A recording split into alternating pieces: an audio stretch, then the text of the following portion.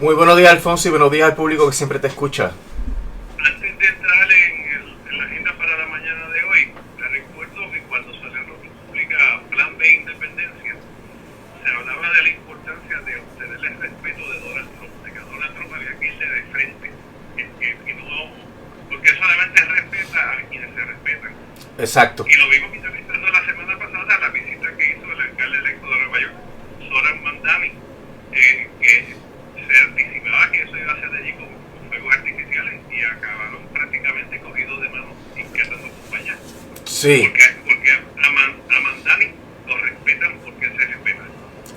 Así mismo, Alfonso. Lo mismo he dicho siempre en torno a la Junta de Control Fiscal, que aquí ha habido una sumisión prácticamente total de la clase política a la Junta, y por eso la Junta hace y deshace, y aquí la gente ha normalizado ese poder colonial tan imponente, y que realmente pues hace que la gobernanza democrática de Puerto Rico sea un chiste.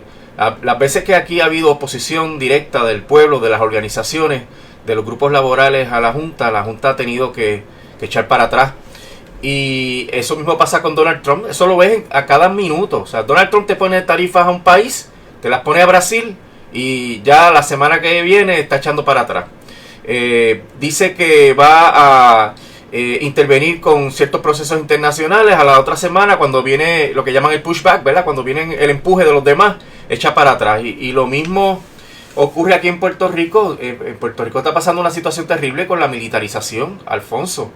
Después de esa lucha tan tremenda, ¿verdad? Y que costó tanto, tanta libertad, tanto sudor, tantas lágrimas, y la vida de David Sanes, aquí se entregan totalmente a la remilitarización, con todos los problemas y con todos los males que eso ha ocasionado.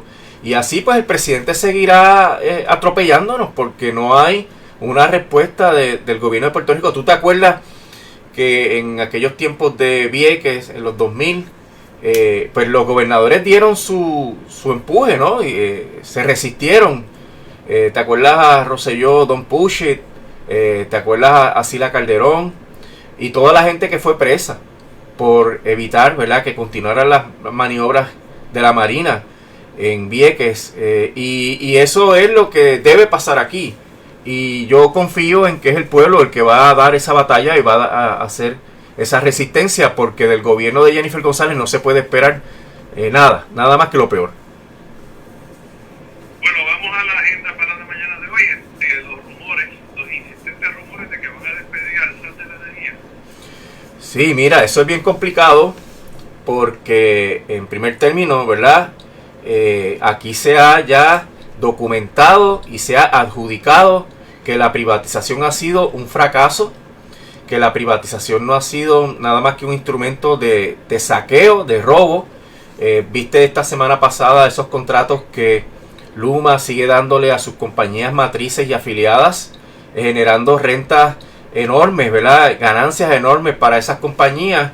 Y lo que implica esto es que el dinero federal se hace sal y agua. Todas estas cosas que vimos, ¿verdad?, en el último año, que ha ido generando el consenso de que el contrato de Luma y Genera se tiene que cancelar, se predijeron desde el comienzo, porque no hay nada más que leer el contrato y ver todo lo que el contrato le permite a Luma y a Genera para determinar, mira, este contrato es leonino. Y esa determinación de que el contrato es leonino le corresponde al gobierno de Puerto Rico. Tiene que haber una voluntad política. Y la gobernadora, pues, muchas veces ha tenido un doble discurso, y ha quedado en evidencia de que te dice una cosa por el lado de la boca y por el otro te dice lo contrario. Y aparentemente, ¿verdad?, en términos de este problema de Luma y Genera, de la privatización y de la supuesta cancelación de los contratos, estamos ante ese doble discurso de duérmete nene, para que entonces la gente no proteste, la gente espere, ¿verdad?, esté en esa expectativa, y por el otro lado no hago nada. El nombramiento de Josué Colón a esta posición del SAR, junto con el puesto de director ejecutivo de las alianzas público-privadas, dio cierto grado de confiabilidad y esperanza de que eventualmente se iba a resolver este asunto. El problema, Alfonso, y yo lo denuncié desde el origen, desde el saque, es que el proceso que establece el contrato de una mediación, de una negociación y de un arbitraje en ciertos temas, pues es una herramienta bien valiosa para Luma para posponer, para evitar que se llegue a una determinación sobre la resolución del contrato. Y cuando se anunció la famosa carta que escribió José Colón a mitad de este año, donde hacía una lista larguísima y con una infinidad de documentos complementarios de exhibit sobre el incumplimiento de Luma Energy para llamar al proceso de resolución de disputa, que primero es negociación, luego mediación y luego tribunales o cancelación del contrato, pues yo decía en aquel momento que yo no le creía a Josué Colón, porque yo entendía que era un proceso que podía llegar a un acuerdo y borrón y cuenta nueva, y aquí no había pasado nada. Un peligro que siempre existe, ¿verdad?, en cualquier negociación. El comportamiento de Luma, la cantidad de dinero que le ha costado al pueblo de Puerto Rico Luma, lo que le va a seguir costando. Toma nota que hay un proceso de fijación de la tarifa fija que está avanzando y terminará a finales del mes próximo, del mes de diciembre, donde los aumentos que se están proyectando son escandalosos. Y eso, pues obviamente, genera toda una serie de incertidumbres y de problemas. ¿Qué ocurrió?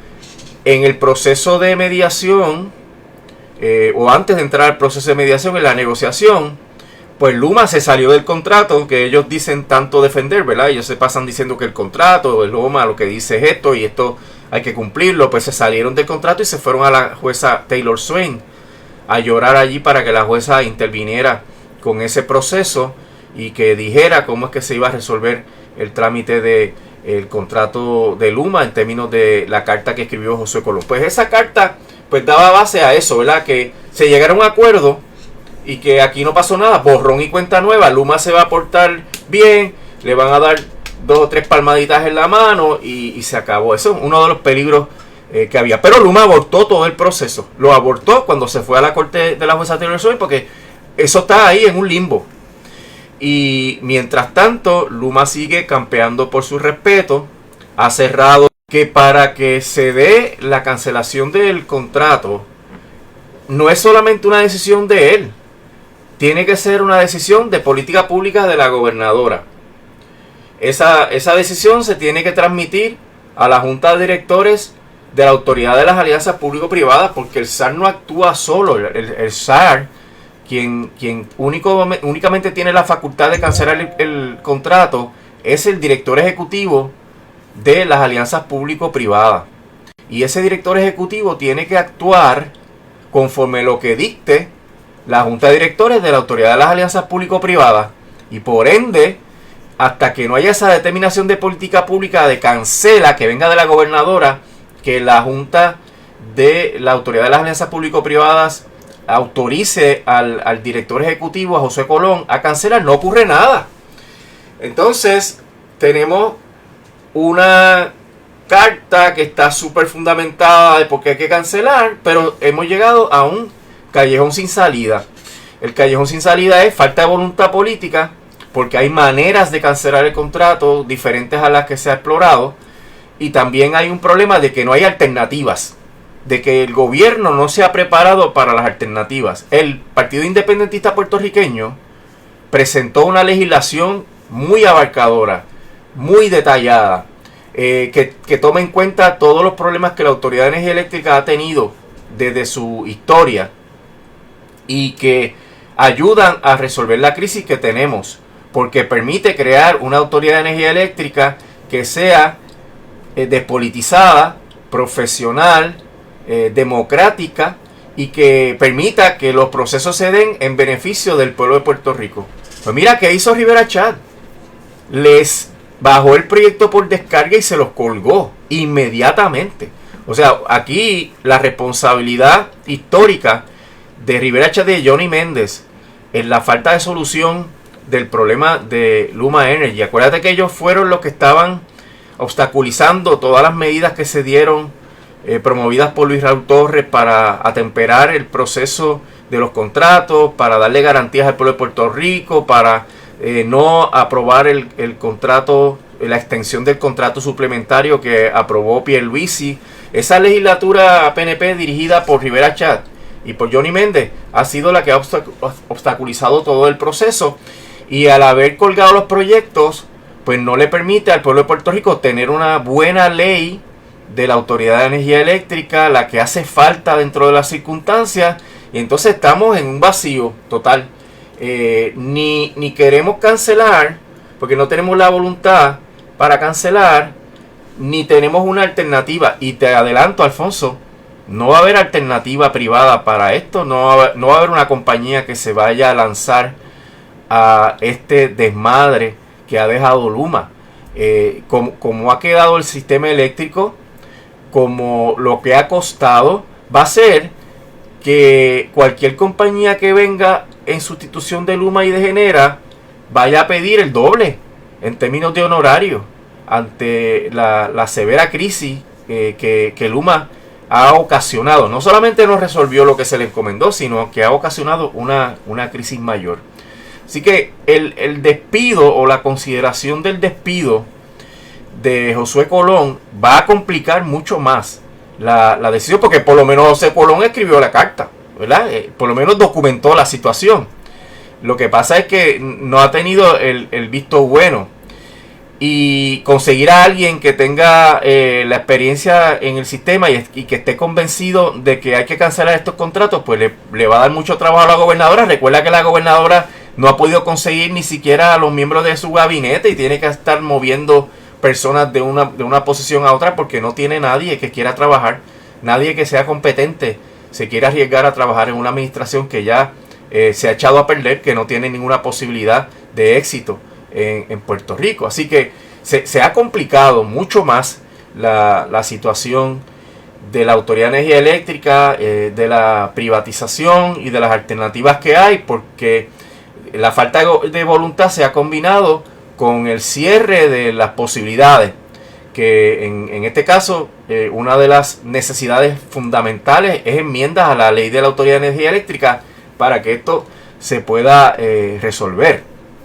Si son falsos esos rumores, pues yo creo que la gobernadora tiene que desmentir esto. Si los rumores son ciertos y se materializa un despido, pues yo creo que es el triunfo de las privatizadoras, Alfonso. Es que las privatizadoras dominaron la clase política, ¿verdad?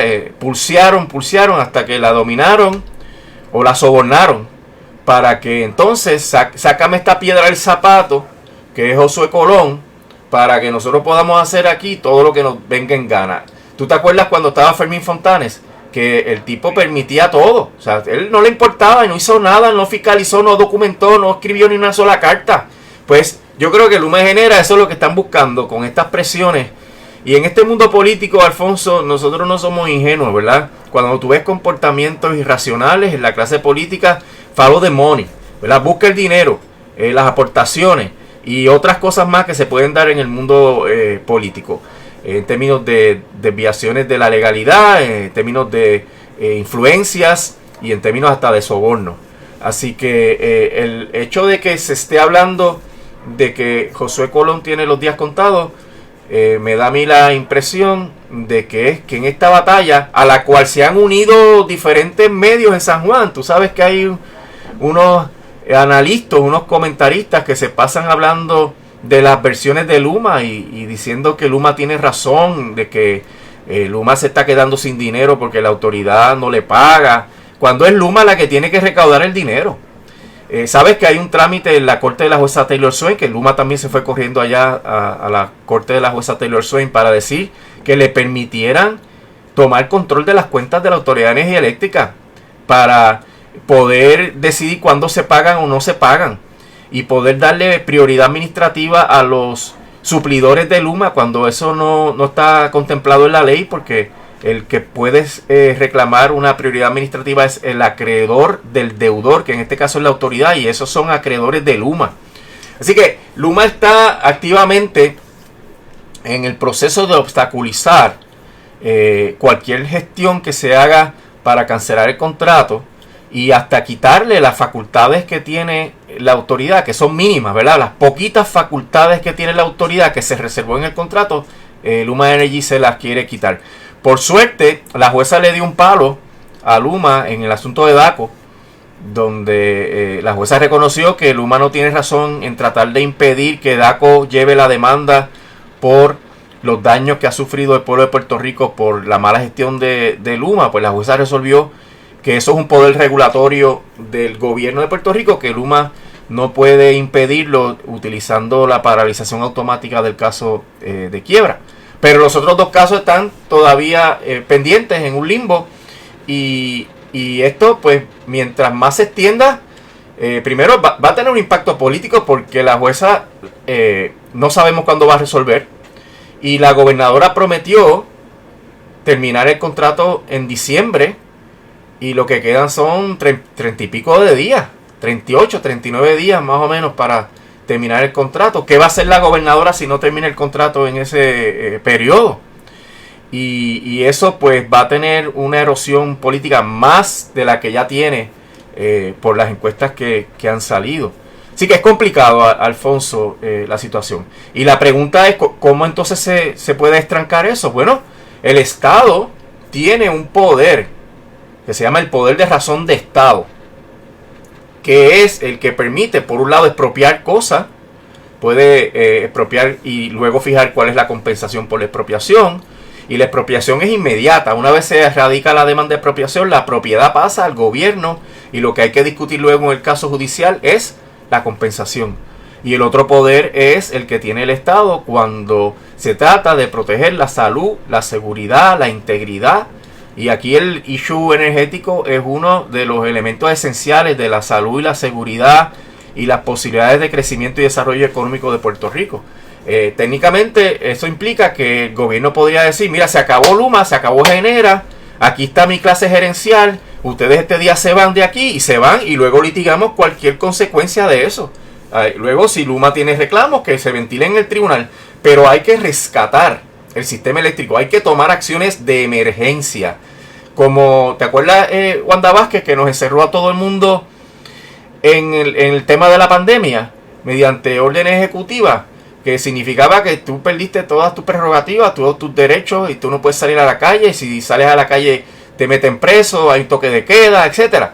Pues mira, ese es el poder de razón de Estado, y eso está más que justificado dentro de las circunstancias, porque el sistema eléctrico no solamente está peor, sino está más costoso, y el que siga aumentando va a tener unas consecuencias económicas dramáticas en Puerto Rico, que van a llevarnos a que no se puedan cumplir las expectativas de crecimiento y desarrollo económico, que impliquen que entonces el gobierno no recaude suficiente para poder pagar la deuda, y esto podría llevarnos a un incumplimiento no solamente de la deuda del gobierno central, sino que no se pueda reorganizar la Autoridad de Energía Eléctrica porque no tenga suficientes ingresos para reorganizarse.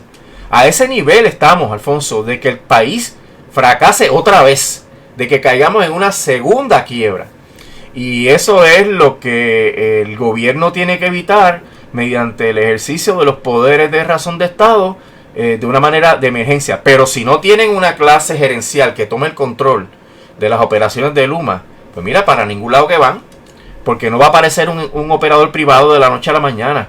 Y despedir a Josué Colón dentro de esta coyuntura tan negativa para Puerto Rico también va a tener consecuencias de que no se pueda cumplir para nada con la promesa que hizo la gobernadora, y de que estemos atados para siempre con estas dos compañías. Antes de finalizar, ¿quién lo podría sustituir? Pues no sé, Alfonso, está difícil, ¿verdad? Es una situación de que en estas posiciones tú tienes que tener una lealtad absoluta a la gobernadora. La gobernadora no se ha caracterizado por reunirse por gente competente que reciba la confianza de la gobernadora más allá de la absoluta lealtad que exigen los políticos. O sea, imagínate, si yo exijo absoluta lealtad, yo estoy pidiendo que sea una persona que no tiene criterio propio, que no tiene las competencias para hacer lo que entiende que es lo mejor para el pueblo de Puerto Rico. Y ahí tienes un problema de umbral. a quién puedo escoger. Y si existiera una persona que tiene las competencias para hacer ese trabajo, pues a lo mejor no está dispuesto a hacerlo.